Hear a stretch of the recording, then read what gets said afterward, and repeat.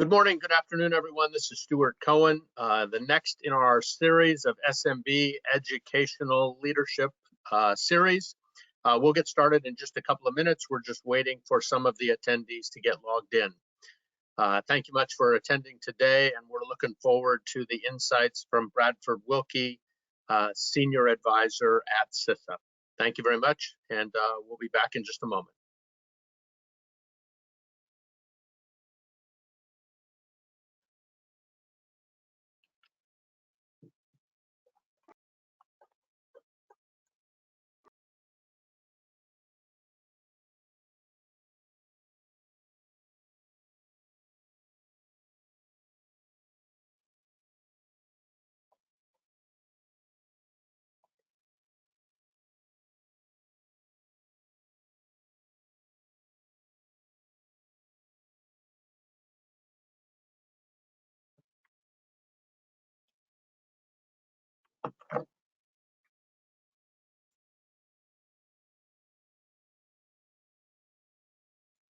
So good morning, good afternoon, everyone. My name is Stuart Cohen. I'm the president of Nodeware. Today is the next in our series of SMB educational seminars that we are doing. These are public service announcements designed to provide the SMB business owners, CEOs, COOs, and CFOs a couple of safe, simple steps they can do to better protect their organization.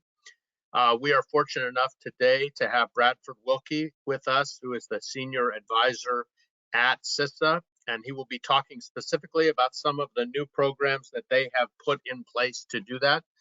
Before I turn this over to Bradford for our conversation, just a couple of housekeeping things that I want to go through. We have a significant number of people on today's webinar, so we will keep the microphones turned off. But if you will, if you have any questions, please go to the chat box. If you go to the next slide, please.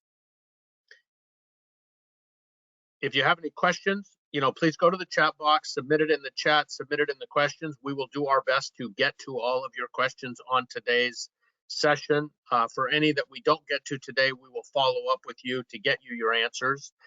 We'd also like to hear what you have to say. So on our LinkedIn event, if you have additional questions and you want to collaborate with your peers, they are part of that event session as well. So that's a great opportunity to get together with your peers and talk through those issues. So we would appreciate that.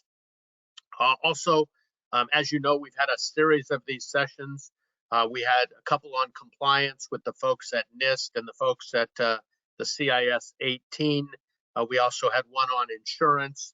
We've had a few with MSPs and how do they support different organizations, and a variety of other topics, including how can SMBs get started with folks like Alan Alford and Helen Patton. Those are all on the YouTube channel. So if you're interested in attending those as well, you can go back and look at those. You can also contact us on info@igius.com if you have any other additional questions. Once again, please submit your questions on the chat box or on the question box. We want to make sure we get to as many of those. And we find that a lot of people have a question that they want to get asked. They specifically log in to get their question. So with that, I want to turn it over to Bradford Willke, and we will have a couple of poll questions as well. Just to introduce Bradford, he is the Senior Advisor at CISA.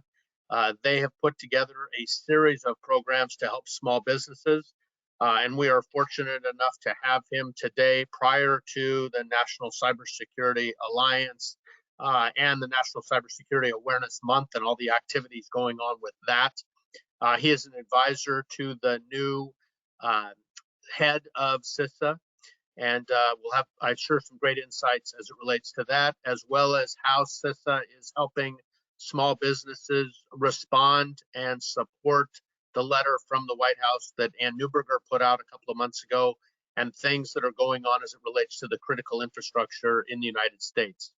So as I've said in the past, this is about, all boats rising with the tide and everyone coming together to help small businesses, and how our large CISOs at our large organizations can help give their time and effort to help the small businesses as well.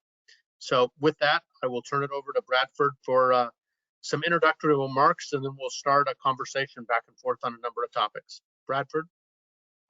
Great. Thanks, Stuart. And thanks so much for having me. Privilege to be here. I try to never miss an opportunity to do some plain talk and really roll up the sleeves and talk about some of the things I think are just fundamental in some of the discourse we need to have when we think about small business security.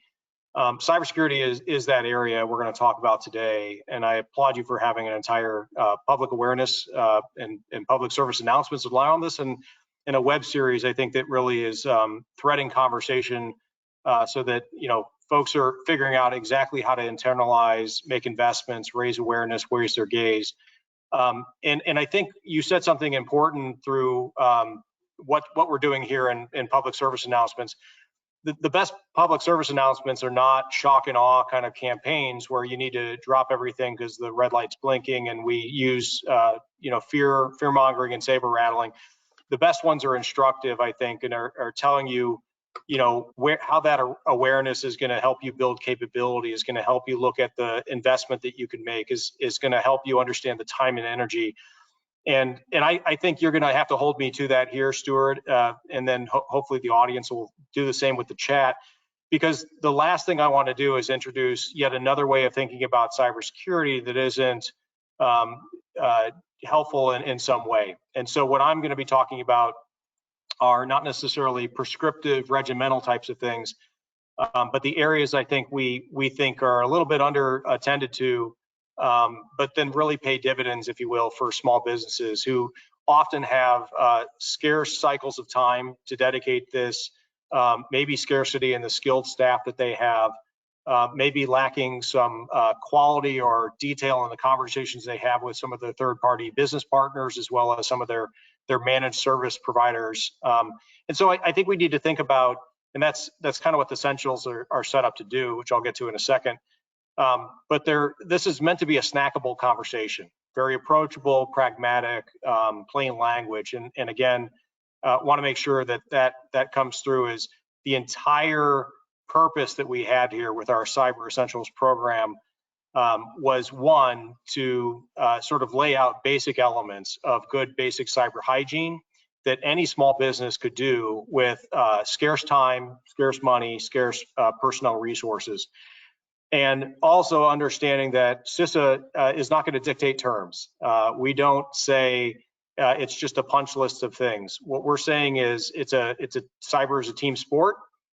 You need to approach it that way.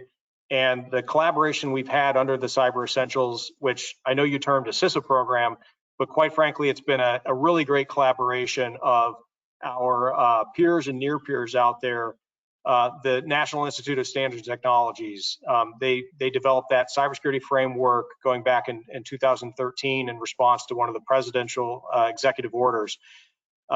And they've got great things to say about how to drill down on practices to be able to plan, do, check, and act, or prepare, detect, respond, recover in a graceful way. But we've also learned from industry, right? The National Cybersecurity Alliance, the Cyber Readiness Institute, the Center for Internet Security, our UK partners at the National Cybersecurity Center over in London, the Global Cyber Alliance, and others have all contributed to this program. So when I say it's a government program, we use the best of our ability to tap into experts, to convene the conversation. And what they came back with, which are these 6 elements that you see in front of you. When you start with yourself, right, you are thinking about your leadership role as a champion. And quite frankly, if you think about the role of a senior, a sole proprietor in a very small business, all the way to a CEO or president of a medium-sized business, you've been told for years that without senior management commitment, things don't happen. The actions don't happen. The planning doesn't happen. The investment doesn't happen. The conversations don't happen. And so a very proud and large area in our Cyber Essentials toolkit, which is exactly what these 6 bullet points hang against: independent, discrete toolkits that allow you to understand what should be happening when we talk about committing as a senior manager, driving cultural improvements, looking at your staff and the skill that you have accessible to you through the people you have that you pay on your payroll and the people that you pay others in third parties and contractors to do as well. And then we get down to the nitty gritty, which is, yeah, eventually you've got a piece of information, an inventory, a payment system, something in your small business environment that is part of the data, the systems, the access. And so in system surroundings and data, we really drill into what are the practices that we see that when sort of left unattended, the bad guys find as low-hanging fruit. And again, this isn't about saber rattling. I think what you'll hear reinforced by a colleague of mine that I think you're gonna have an opportunity to talk with on October 14th, Steve Mancini. And what he's gonna say is, we try to be as evidence-based as possible. Not anecdotes, not just a good example, but I think when we look at the evidence behind the recommended practices in the Cyber Essentials set, we are trying to say that if you do these forestall or foreclose an attack path for one of your adversaries that you don't even know about. So if it's ransomware and it's the ability for data restoration, we put a lot of eggs in the backup and recovery kind of aspects. When it's someone gaining unauthorized access to your accounts and to the inner workings of your systems and your remote management of those systems, remote access, it's all about good account provisioning and access. And so I'm saying some things, but I think again, what the audience can take is a very plain language view that starts with responsible leadership and cultural tone to this, taking opportunities to work with staff that you have and staff that you contract with, and then really trying to break down to the things that are essential elements, and I hate to overuse that word, but basic due diligence, that if you do these things in a systematic way against your IT environment, you're going to find that you've taken away a lot of the vulnerability and the attack surface from the bad guys. And I know this sounds sort of fatalistic, but we always say that the best laid plans, sometimes of mice and men, right, they fall apart to the floor. You've got to have a game plan for how you're going to respond, who's going to do what the timeline is for success when it comes to detection, response, and recovery. And so while it sounds like, oh, just put a lot of eggs in the basket of an incident response game plan, what we find is orchestrating that game plan. Who does what? Does the CEO call for legal assistance because you need help understanding ransomware and how it applies to your business from a financial responsibility, a regulatory responsibility, a reputational responsibility that you have? And then who's doing what on the technical side, especially if you have a lot of third parties and managed service providers that have augmented your service delivery, your business operations, even your IT management and security management. But what are they supposed to be doing? It's supposed to be an orchestrated and coordinated plan. It's not supposed to be invented while you've got the fire going on. And so I think that's why we put an equal amount of focus on the crisis response, because you've got to have a better than notional plan. And I'll stop there because I want to get into some of the good conversation with you. But you brought up Ann Neuberger's letter. And I'd like to say that she wrote it after reading the Essentials, but honestly, I can't say that. For those who don't know Ann, she comes from a pedigree of intelligence, the National Security Agency. She is now a Deputy National Security Advisor to the President around cybersecurity, infrastructure resilience. And she wrote an open letter to large businesses about really doing something that could contain, help manage, help mitigate, get ready, and prevent ransomware, which seems to be the commodity threat we keep talking about as the outsized problem. And it really is. It's an outsized problem, not only for what it does to disrupt small and large business, but it really has fundamentally shaken our confidence in things that we thought were going to be there in the economy: healthcare during a crisis, emergency services during a hurricane response. And if ransomware can take away those vestiges of American society from us, I think what Ann has said is, let's not let it have an outsized foothold in our risk management portfolio. There are manageable things to get ahead of this. And I'd like to say that the 6 things she outlined there, while they don't tack one-to-one in the Essentials, they're all accounted for in this Essentials program in very, again, plain language, accessible, snackable ways. She talks about testing your incident response plan, which I already talked about, or at least getting that game plan together. She talks about having your team security work checked by an independent third party. And I think there's still ways for small businesses to do that without thinking of writing large checks to those who are going to do vulnerability assessment for you. But she talks about the basics too, which I will talk about as well. And some of them are on this slide here. So thanks for advancing it already. And those are, patching systems, backing up your data, applying harder to first line defenses so that you don't have to face the cyber incident itself, or you have a better layer of defenses in place in front of that would-be attack. So things like multi-factor authentication. But I think it does go to a basic list like this. Again, you can map all these things. How do we educate and talk with the staff? The staff that is doing a payment and payroll system, the staff that is selling the widget or manufacturing it, the staff that is managing an inventory, the staff that is doing HR benefits. These are not people classically trained to think in the digital protections of 1 and 0s. These are the people who probably know enough because they're in the remote workforce now to go home and keep their home systems up to date and patched, to turn on an antivirus, to not use the same password everywhere, to use multi-factor authentication. But educating the workforce is an opportunity to have a conversation about how you want security to actually be affected and what kind of goals and culture you think you're establishing. And I've talked about it does come down to the bits and bytes on a small business, a medium-sized business network. So you've got to know what data is sacrosanct, meaning the business impact analysis still applies if you're a small business or a large business. You've got to know what the impact is if that information is denied, destroyed. Stuart, I've heard you talk about the confidentiality, integrity, and availability, the properties that we look at in order to have confidence in the business systems that we run to execute our business. And quite frankly, one of those first principles is, what is the largest impact that we're going to have if we have these kind of destructions kind of events?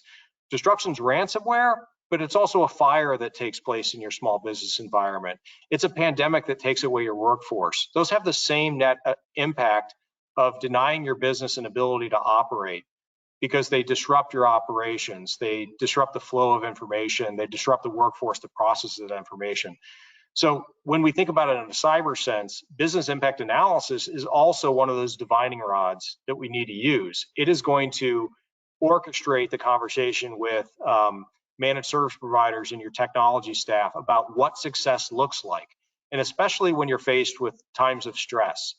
I like to often reference a conversation that I had with Governor John Bell Edwards around the ransomware attacks that his K through 12 organizations were facing 2 years ago. And it was right before, obviously it was before COVID. And it was late August. And if you remember in Louisiana, all of a sudden we saw 1, then 2, then 5, and then upwards of 7 K through 12 districts fall prey to ransomware 2 weeks before the start of the school year. And the conversation that we had with him was, you have 5,000 systems down. Which of those 5,000 systems do you stand up first, second, and third with the backup and recovery procedures and the data that you have to restore? Because it matters. It matters whether your choice is to pay payroll for the teachers that are coming back in, or get the distance education or the instructional system back up, or is it the bus route and the scheduling of classrooms? Whatever information system is closest to the lifeblood of your organization is where you're going to have those conversations with your contractors, your IT team, and it's where you're going to have to build those plans. So why don't we get into the discussion, because I feel like this is maybe a good springboard for it.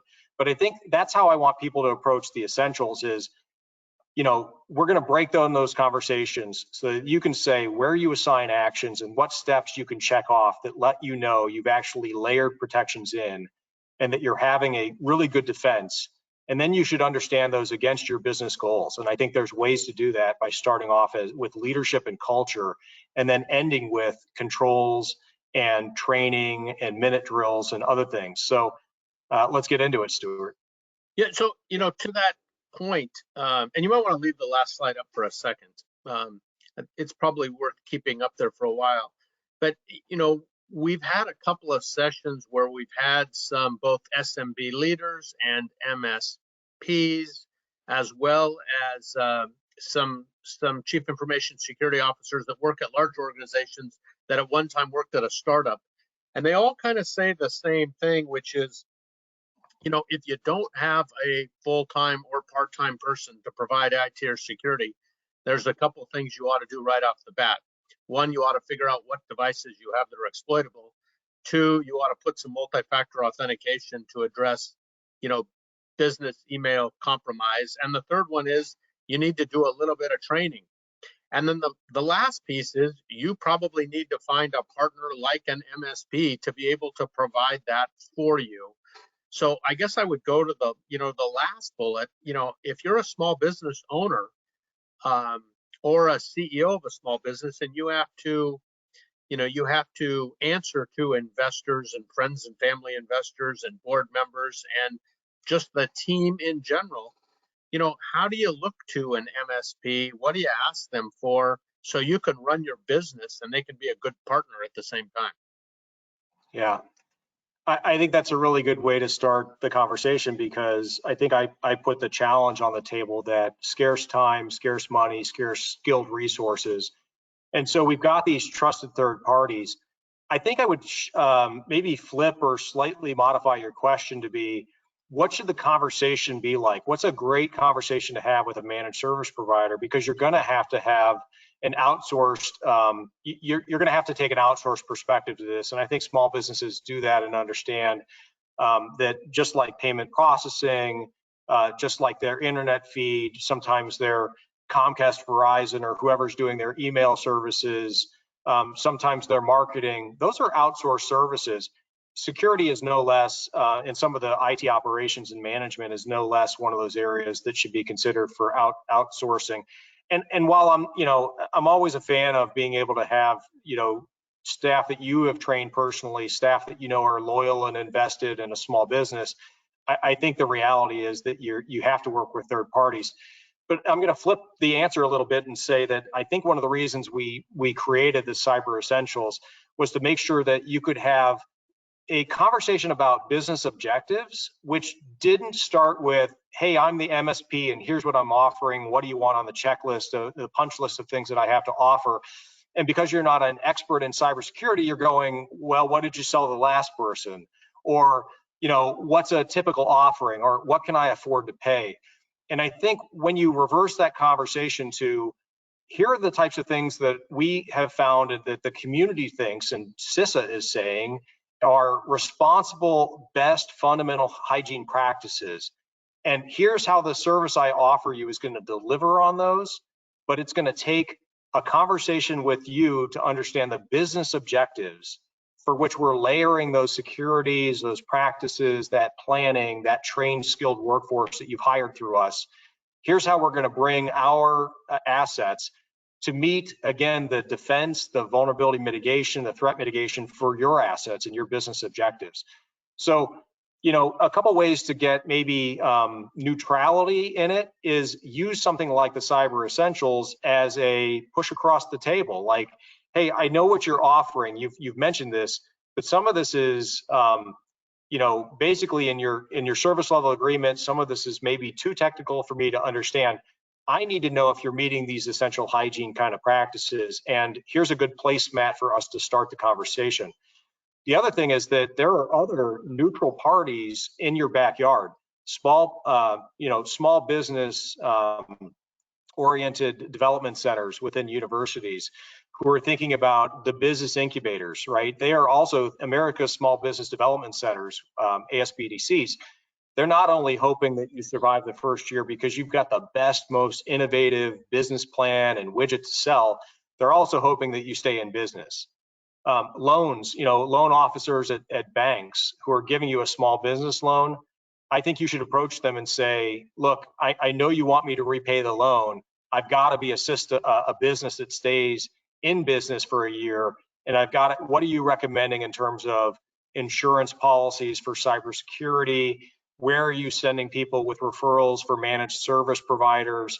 And then don't forget your local chamber of commerce and your local fusion centers. And while the second one may just sound completely new to you if you're a small business, fusion centers, and there are about 79 to 80 of them across the United States, are there to be, one, sort of a way in which to engage law enforcement and understand sort of issues that are playing out in the very local region. So in Western Pennsylvania, for example, where I sit right now, the Pittsburgh area has a fusion center that focuses on all hazards: fire, terrorism threats, foul weather. But they also are trying to understand what kind of cyber threats are coming down on local businesses, and not just from a rate of incident, but also from how do they create a mechanism of support? How do they create opportunities for mutual assistance? How do they create a local 211 type of service to answer that question?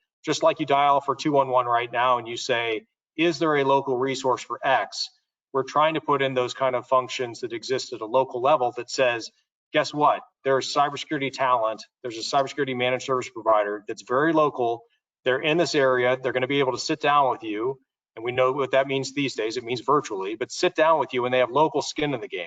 And so I think there are a number of ways to have that initial conversation with MSPs that allow you to have it about business objectives, like I said.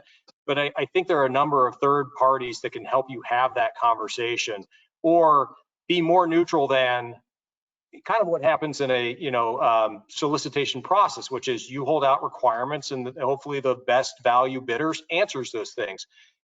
But if you're not necessarily an expert in cybersecurity, those conversations can be very, very daunting. And I think that's why reading the essentials, working with your Chamber of Commerce, working with small business development centers can help you understand and translate your business objectives into those requirements.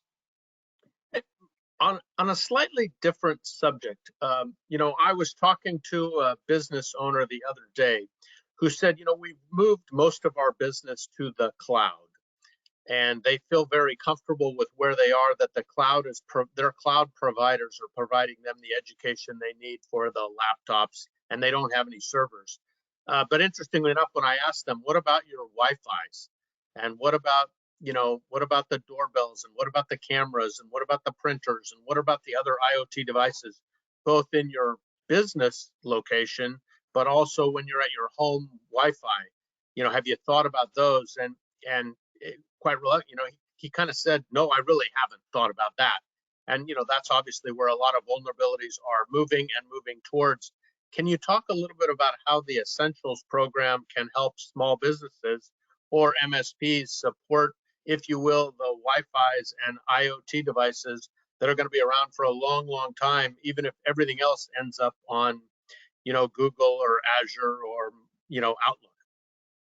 Yeah, no, this is a great thing. And just to be transparent with the audience, when you and I were talking in sort of the green room area about this, I think one of the trend lines here is that, COVID has incentivized and sort of accelerated digital transformation, a transformed workforce that was probably coming anyway in 10 to 15 years, meaning the number of people we have working from home, the number of workforce that is working from a different location than they were 2 years ago there's probably very much true to the new normal that we're all reading about. But with that new normal comes a little bit of stress. And I don't mean the COVID stress, I mean exactly what you're talking about.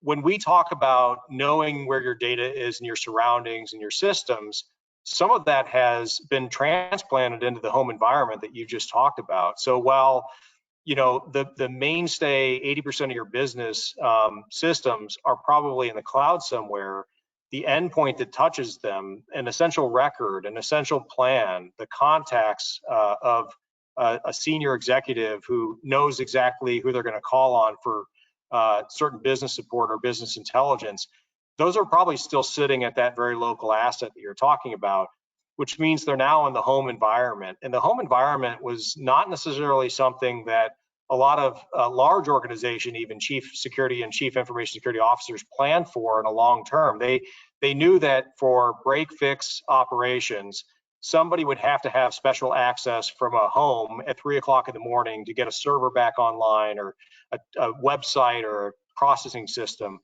But they didn't think about 99% of the workforce moving to remote work, hanging off of networks that they had no visibility into. And when I say that, I'm saying that you've got a small business area network or a medium business, wireless or wired network.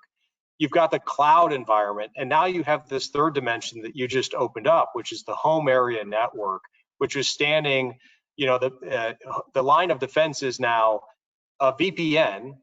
Oh, and by the way, when you're not on the VPN, it's everything else that's bombarding your Comcast, Verizon, your Charter Communications Network, whoever the last mile provider is in terms of an internet service provider.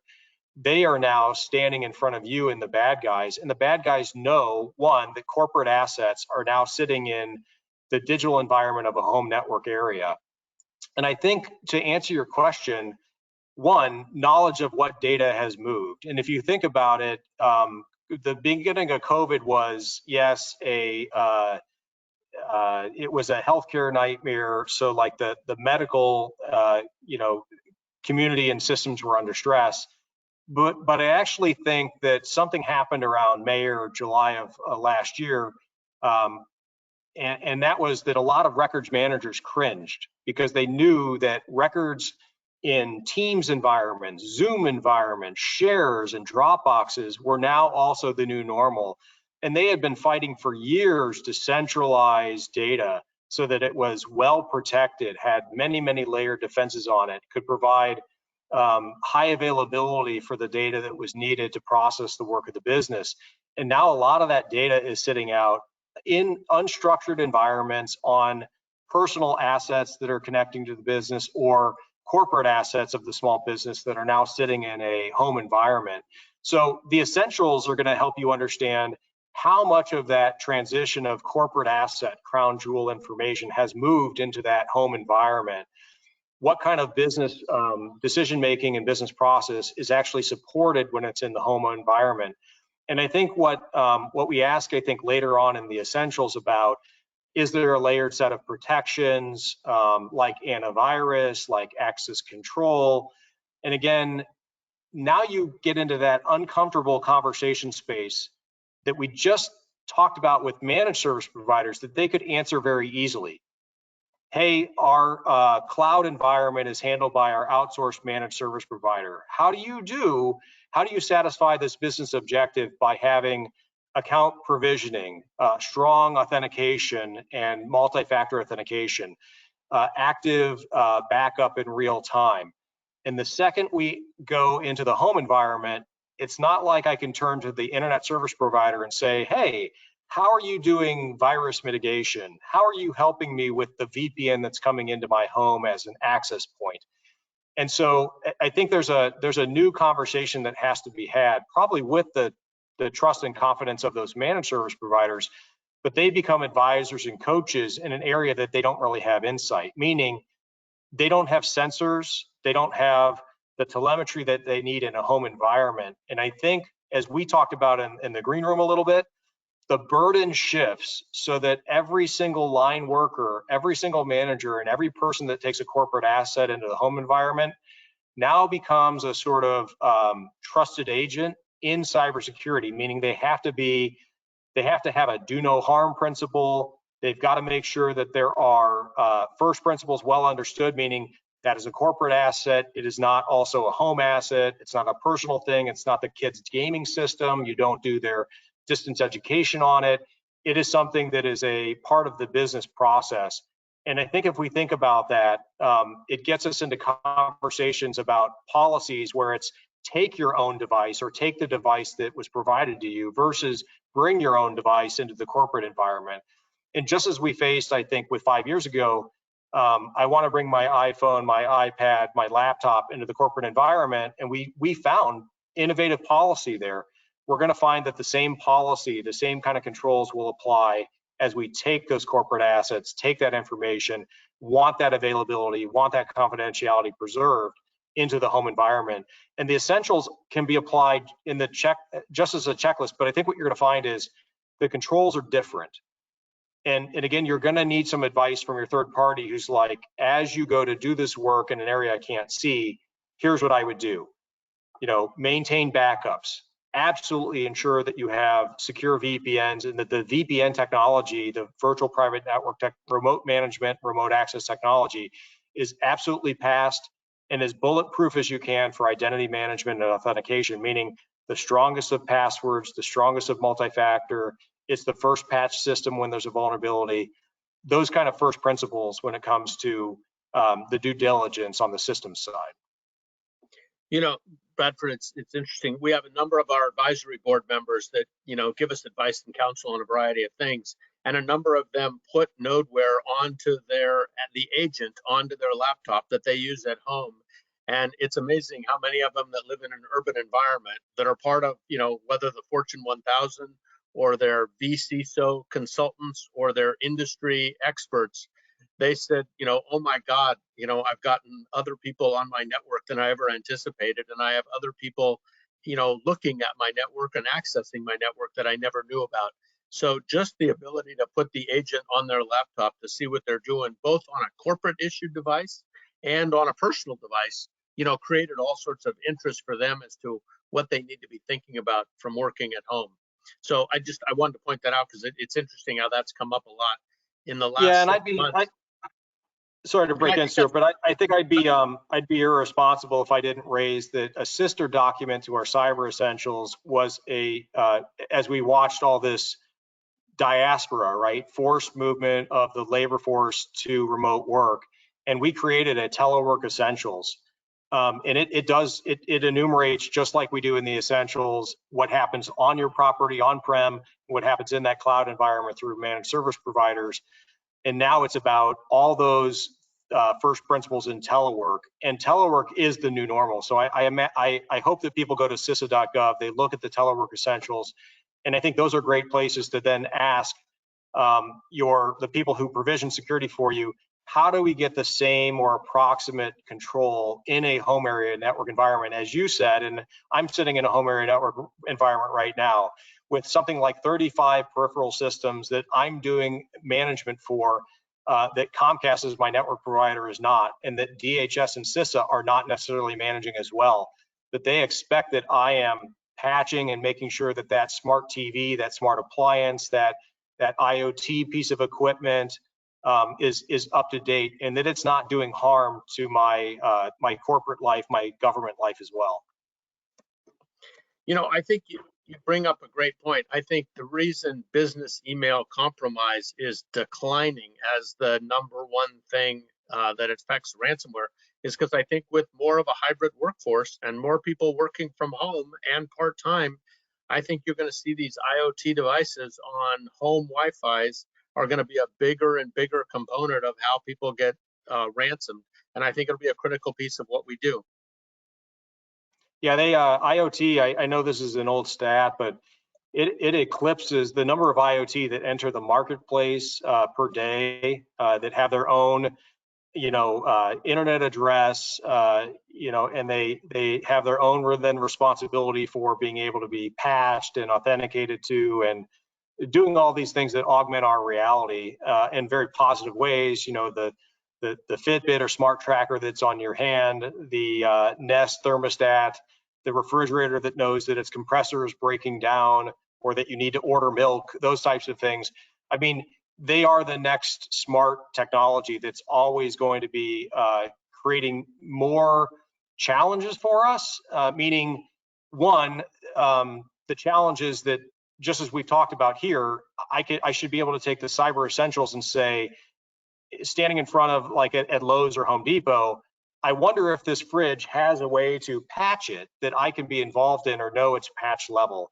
I wonder if it has a way that authenticates that only Kenmore or Maytag is the one who's actually trying to remote in to diagnose a problem with it or sharing telemetry from it.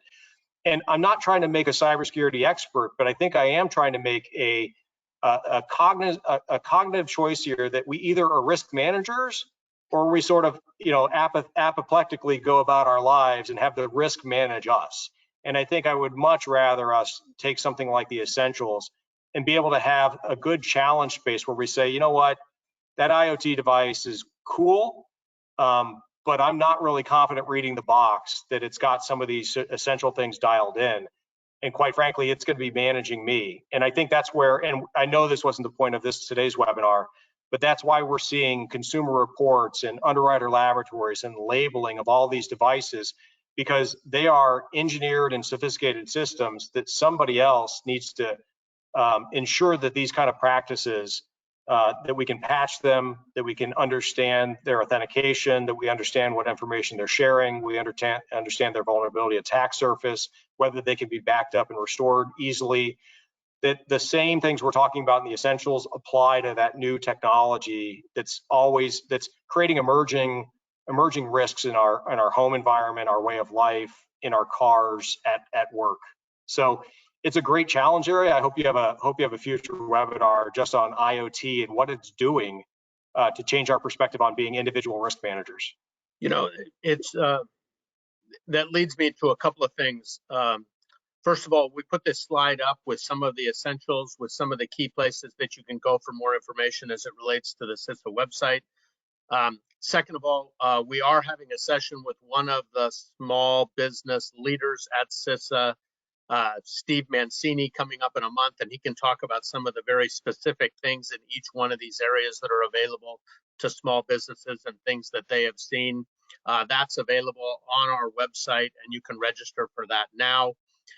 Also, we did get a question about where do I go if I want to find a fusion center, and how do I find that, and how do I take advantage of that as a small business owner to learn what's there?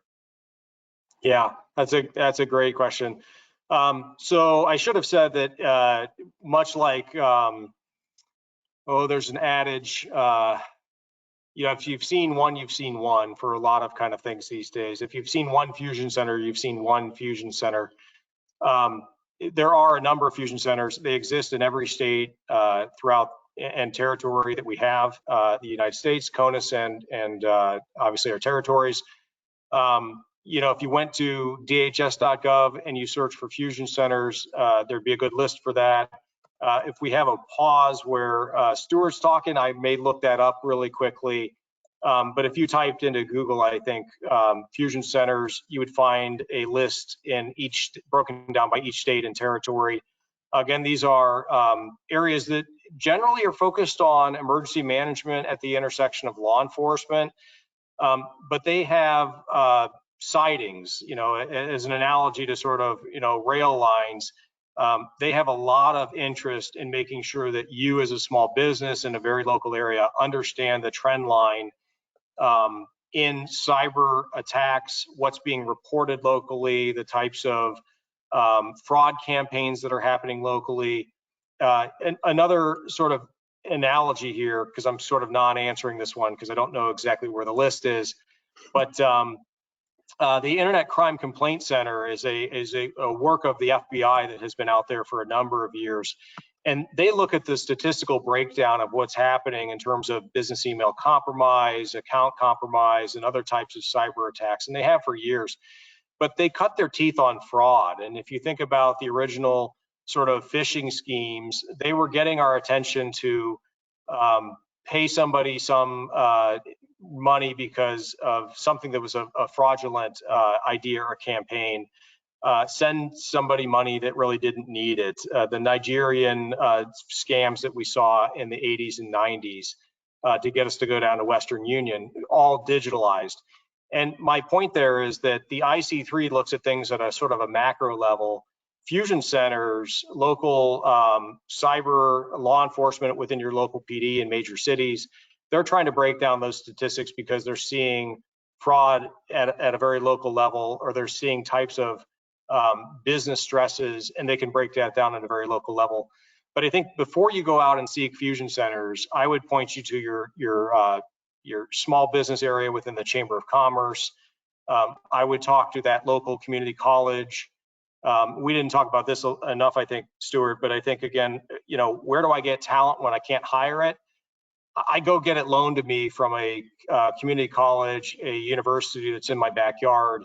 Generally, those computer science, information security, cybersecurity degree programs are requiring extern and internships, and they are often looking for, where can I send my capstone students in a fourth-year program or a graduate program in cybersecurity? Where can I lend them out to local business, because those students need operational experience, sort of cutting their teeth, honing their ability. And I think if you're a small business out there and you're thinking, wow, I can't hire the talent, or my managed service provider, it's maybe too expensive, or it's just not on the docket that they can offer me. I think chambers of commerce, I think of small business development centers, and I think of universities having talent that we can really tap into. And again, the best source I can answer for you right now is a full list of those fusion centers is going to be at dhs.gov if you search fusion centers, or just Google it. So thank you. We have a couple of poll questions. We're going to launch the first one now. We have a series of 3 of these that we do with each one of the webinars, so we'd appreciate it if you take a second to answer these questions. Bradford, while they're answering the question on the screen, if you could comment on a couple of things, one of which is when you talk about small business, what size are you talking about at the high end? I always talk about small business as, 5 employees to 500 employees, but I'm curious what your definition is. And then second, after that, we have a question about, any security advice for SMBs that are leveraging AWS. I don't know if that's in regards to development or production or e-commerce or just general business, in which case the Wi-Fi question was answered earlier, but maybe you could provide a couple of comments on that. Yeah, maybe we'll get a little more context too on the and AWS one. I've asked a clarifying question in the chat. Awesome. Yeah, I think, remind me of the first one again. When you think of the size of a small business, what's the size? How do you guys define it? Yep. So look, the Small Business Administration says it's between 5 and 1,500 people, and the it depends comes up a lot. If you're familiar as a small business with NAICS codes and like how small businesses per industry are sort of organized and coded, the Small Business Administration does this because of things like disadvantaged small business loans and those types of things. So they want to know your size. Generally, we're talking about 500 people or less, all the way down to that sole proprietor, and certainly that 5-person small business. I think the way I want you to think about it, though, is how many roles and what kind of functions do you have that are dedicated to cybersecurity? Because small to me means very few dedicated work roles, whether that's actual contracted staff or in-house talent. And quite frankly, if you're a wiring harness manufacturer, you've got 90 to 95% of your workforce out there on the plant floor. If you're a small business restaurant, your talent is out there, cooking, cleaning, prepping, and waiting. And the talent to actually run the business systems is the talent that we're talking about. And quite frankly, that 500 shrinks down to a handful of people that are helping you establish the culture, take stock of the data and the systems, and affect different roles. And if you think about the conversation I started with about who's going to do what when you try to respond to a crisis like ransomware, who's calling outside counsel, who's calling the local law enforcement because ransomware is a crime, who's calling CISA because we may have a checklist for you of how to start to restore or think about confidently restoring your systems. Who's got the backups in your third-party provider and in your managed service provider, and who's taking those actions? Small business leaders of one are trying to take all those actions. Small businesses are going to get down to 5 or 10 people that can affect those kind of work roles. That's the resource end that we're talking about. So it's 500 or less. Sorry to be long about this, Stuart. It's 500 or less, but wow, you really got to dive into the functions and the ability to assign very deliberate actions under stress and in prevention and protection. And I think when you find that, you find a handful less than 5 people generally. So in order to be true to our public service announcement commitment, we did get a comment in the chat that said, in addition to the SBDCs, the NIST MEP centers are an excellent resource for cybersecurity guidance. So I want to pass that on to our audience as well. And then, Bradford, our specific question around any security advice for SMBs leveraging AWS as it relates to the essentials. They came back and they said they're using AWS for production servers, for general operations, and for EC2 instances. And I was just wondering if that's where they are with AWS, a couple of thoughts you might have from an essential standpoint.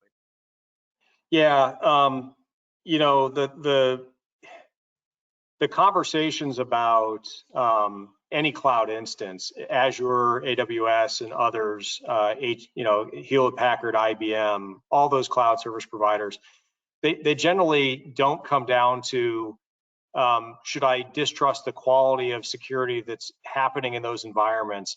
I think you hired them for one, so that you didn't have to refresh your own technology and become an expert on your premises with your systems all the time. And so you already know that they help you scale and flex your business when you have growth. They help you do the tech refresh that you need to without being an expert. And then on top of that, they provision the security. But I think the devil's in the details when it comes to cloud security because of some things, and this is maybe the one area I will rattle a little bit of a saber for. You know, when things break in a cloud environment, the question is not, did they have good provisioning, good patch management, good account management, good antivirus control, good network segmentation? They do. The question is, can they meet your business objectives under certain types of failure, like ransomware or a storage array being destroyed, or an insider compromising and deleting data, or an outsider coming in through another cloud instance, client environment, if you will, an enclave, as they call them, from another cloud environment that sits right next to virtually your cloud environment. And so I think this is where I would stress the value of exercises, minute drills. You know, if you're doing that quarterly check-in where you're talking about their performance management, like what did they do in the last quarter to earn the check you wrote to them as a cloud provider, I think you have an opportunity to raise some audibles that basically are, hey, ransomware seems to be this thing that I don't know enough about how your environment, AWS, is going to be tolerant or intolerant to it, what data in what order gets restored. Have we talked enough about business impact analysis of what systems get restored in what order, what users get restored to use those, what outward facing business services like web transactions, payment processing versus inward facing services like inventory controls. The detail in those conversations matters. I trust AWS, Azure, IBM, HPE. I trust that if nothing else, they have listened to a sort of gold or platinum level standard of building security into those environments, that they are always, because they are a large target by sophisticated adversaries, they have got the right head in terms of all the cybersecurity controls, but they don't know your business the way you know your business. That's where you have to have the conversation is, how do we look, how will recovery look to us under ransomware? How will it look like if there's an account compromise? How do we work with you on this? And how do we measure success in terms of recovery points and recovery timeline? And recovery points are those things I talked about, inward and outward facing business services, and in what order. So the detail in your business objectives really matters, and that's what we started off talking about here today. So I hope that's a good takeaway. I mean, they're doing all the right things. They're doing everything I would do if I was still a security practitioner, day to day as an operations person. The question is, do they know your business enough to meet your objectives? And I think that's where we need to close the gap through talk, discussion, goals, and exercises. Well, Bradford, I really appreciate it. Couple of comments from our standpoint, and then I'll bring it back to you for some closing remarks. First of all, from one of the polls, 25% of you said that you're doing continuous scanning. With all of the new devices that are both coming into your network at work and your new devices that might be showing up on your home Wi-Fi, we really think about doing regular scans on a regular basis. Doing normal business hours is critical if you want to be alerted to issues and devices, as well as so your MSP can look at those issues and devices on an immediate basis. Second of all, I would say, multi-factor authentication, I would look at that, as I think that's critically important as it relates to email compromise. I'd also look at your MSPs, and we're happy to introduce you to an MSP. If you are interested in connecting with an MSP, if you want to send us at info@igius.com, we'll connect you with some of the MSPs that we use that are in your area, that are happy to help and work with small businesses like yourself. We'd be happy to help in that environment as well. And then the last thing I would say is, we'll have more details on this in a month with Steve Mancini from the small business group at CISA. We also have an MSP, Eric Poza, who's the CEO of an MSP partner of ours, who's going to be talking at the end of October about how MSPs can help business leaders implement and improve their business performance, talking about the business applications of the organization. And the last thing I would say is, we have a session in 2 weeks where Naomi is going to be talking specifically about, how do you begin to implement security when you don't have a security budget, or maybe you don't have an IT or security budget. What can you do as a small business leader? What can you do to leverage your MSPs to help with that? So those are a couple of the webinars that we have coming up. All of the webinars in the past are on YouTube, so you can go back and look at all of those. We did get asked about the recording. The recording will be available on YouTube in the next couple of days. So you can go to our YouTube channel and be able to view that, and obviously share it with any of your colleagues or people in your network. We'd obviously like you to participate on LinkedIn or our LinkedIn events as well. Bradford, why don't I turn it back to you for a couple of closing remarks, and then we can move on with our day. Yep, thanks, Stuart. For quick touch closing points, I think, be really quick about these. Don't forget about your role as the business leader. You set the tone, you drive culture, which drives awareness, capability, investment. And there's a lot to unpack there. That's not just a fortune cookie kind of statement. Your attention really does matter. People see that. And so your personal investment, getting to know this space as a risk manager, it really does matter. Number two, don't forget about the basics, the 3 up, 3 down. The 3 up are, you're booting up kind of things, and we put these in the Cyber Essentials toolkit. So I'll just very quickly mention them. Patch your systems, make it tougher for bad guys to breach your authentication, your identity, by having multi-factor authentication, and backup, right? The 3 down are, look at our bad practices. We talk about the things that should absolutely have no place in your environment. These are end-of-life systems, can't be supported anymore through patches, weak authentication, fixed passwords in your solutions. Those have no place in your contracted environment or your own environment. And then I'll just end with partnership. Don't forget that there are people that are cheering for you. The last thing we want is cybersecurity to take a good product, a good business, a good solution out of the marketplace. I can't talk about your business model and whether people want to buy your product, but if you lose because of your cyber hygiene, we've all lost. And I think the partners cheering you on in the Chamber of Commerce, the US Chamber for that matter, Stuart here at IGI and myself at CISA, we're all cheering for you. And that means we're all sort of responsible for making sure you have the right risk advice, the right guidance, the right accessibility. And I'm hoping you really take us up on that. And you can tell us what the Essentials did for you as a business, and you can tell us where you still need us to help you dig in, get more straight-laced, or maybe just a little more plain language. And I'll turn it back to you, Stuart. Thanks so much for having me. Yeah, thank you very much, Bradford. I think this was tremendous. As I said, it will be on YouTube. For those of you, if there's a particular speaker or a particular topic that is critically important to you that you'd like to see us put on our public service announcement schedule, please let us know. Let us know through info@igius.com or let us know through LinkedIn.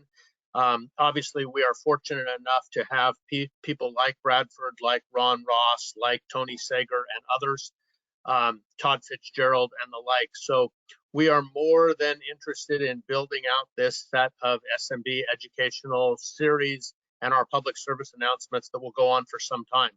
So if there's other people that you have that are interested, please let us know and we can reach out to them.